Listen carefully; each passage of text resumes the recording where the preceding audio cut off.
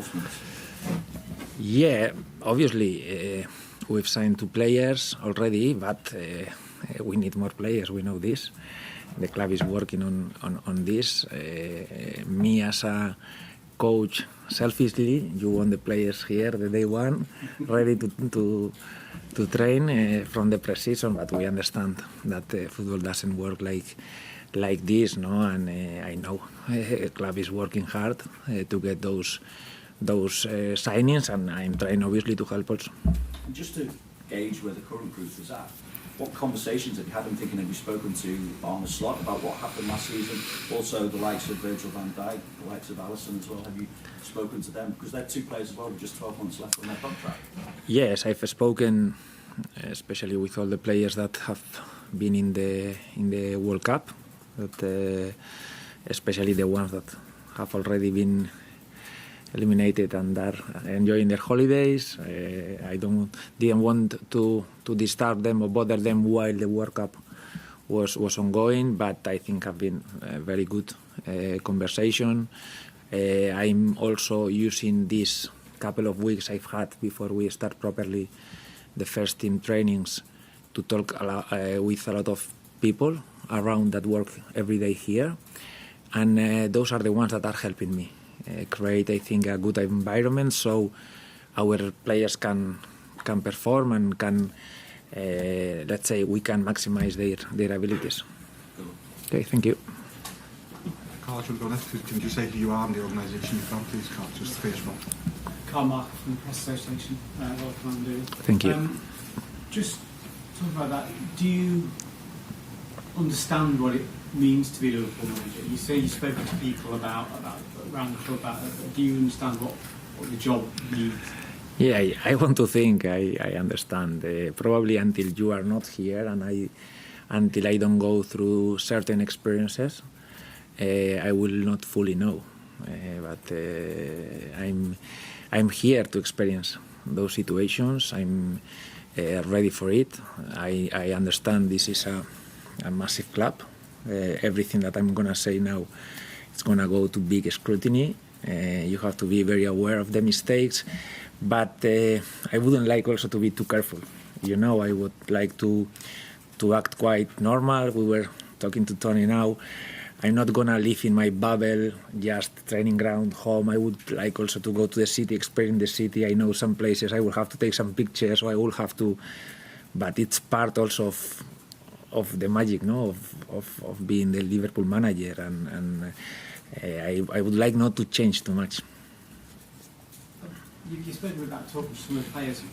What's your assessment of the squad you have inherited, and have you had a chance to look at maybe last season and where things didn't go right for them?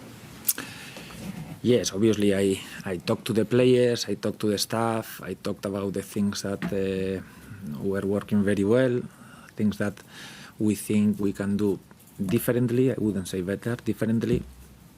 I think is different. I've seen 2 or 3 that I haven't seen before, that they are already here, ready for the testing tomorrow. So I think this progressive introduction also will allow me maybe to get more in touch with every player, and also will give, especially the young players, some players that have been on loan, more minutes during pre-season. First part of pre-season basically is going to be with a lot of players from the academy, players that in other situation maybe I wouldn't know as well, and now I will have the chance to get them to know personally, training every day with them in some friendlies, and it's going to be good information for me. Hi, Julia from BBC Radio Merseyside. Harvey Elliott's returned. He had a strange season for him last season. It didn't turn out how many anticipated. Do you see a situation where Harvey Elliott's future is now at Liverpool again?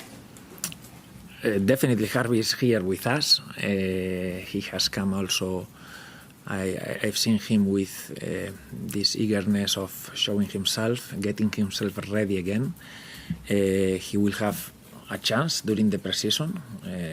We will need him, and it's a good sign. He came 1 week earlier. He's been training with the under-21s, and I hope we can see him in a good place. No, I think Harvey comes from, especially last season, had to be very difficult for him because it was a strange situation where basically they couldn't even put him. I have the advantage that probably players already know what we are going to demand in terms of style of play, but we will have time to know each other.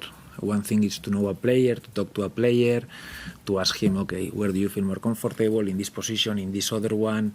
Where do you see yourself? Because I'm making the players these questions so I can understand them and I can.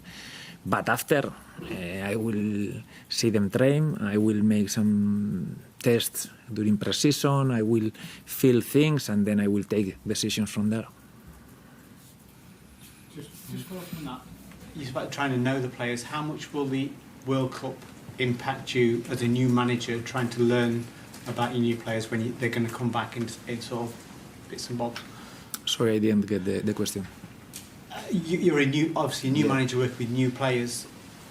Some of those players are going to come back later than others because of the World Cup. How much does that make your job more difficult? I think it is what it is. We cannot change it. I think players deserve a break. The ones that have been in the World Cup, they deserve at least their 3 weeks, so they can enjoy their time with friends, family, thinking other things, even physically. Some of them, they need a rest after a very busy season. And I think I'm looking at the positives almost, because I've had now 1 week to see every training from the under-21s. We've had some of the players from the first team willing to come a little bit before, so they are already in a better shape to start. Already today that they didn't have to, because I was doing before in other clubs. So I wouldn't like to change in the pitch the DNA of what have been my teams and also outside. How I'm going to answer your questions, how I'm going to relate to the supporters, I think I will try to be as natural as possible, and I hope it doesn't change me a lot. And there's been a lot of change this summer, obviously yourself coming in, a number of senior players have left, and even maybe a bit of change behind the scenes as well. Do you think, sort of going into next season, what are the expectations? Do you think there has to be an element of patience and maybe a sense of transition, or can you be up there challenging right now? No, I think we have to accept there are like difficult situations right now in terms of, if I would say, both sides. A lot of senior players leaving, very important players that have achieved almost everything here in the club, and also some of the very important players injured. We haven't started training, and we already have, especially in cases of Uwe Kitike, Conor Bradley, Giovanni Leoni, long injuries. So in terms of also improving the team, we have to consider, we have to replace very important players that were making very good numbers, and also we have a situation with especially those 3 like big injuries that are going to miss some time, that we also have to find a way to replace. We know that these 3 players, for example, I love them, the 3. They are the long-term solutions, I'm sure. About Conor, about Giovanni, about Hugo, but there is going to be, especially in Hugo's case, a period where we will be without them, and we have to try to find solutions also. Adam Tabrizi Sport. I think you've spoken quite a bit about playing vertically, attacking fast, high press, overlapping, etc. Them sort of core principles, how important are they for you, not just up until now in your career, but going forwards? Yeah, to play, and I think he uses this like what he has experienced, the bad situation he has experienced, to make him like even more eager to be a Liverpool player. Yes. You've mentioned the scrutiny that comes with being, at Liverpool. Can you be the same coach as you always have been, or do you have to change now? I will try to be the same coach. I understand. I will maybe make mistakes here. I will say things that I shouldn't. But you cannot be all the time, thinking exactly, don't tell this, don't. I think you have to be yourself You have to be yourself, and I will try to be. Obviously, I cannot say everything here to you. There are some things that you have to keep private, but especially with the players. No, I know that we will have big personalities, big egos, but I will try not to change with them also. Yes. Beth? Hi, Andoni, Hiya. Beth from ESPN. Just following on from that, in terms of your character, your personality, what can fans expect from you? What kind of personality or character would you say that you have as a coach? Oh, it's the most difficult question, probably, no? Try to describe yourself. I don't like to do this at all. I think you have the advantage that you've already seen me 3 years at least in the Premier League. I think everyone kind of, some of them will know me better, the others maybe they don't know me, but the people involved in football, more or less, they will know what we are going to try to do.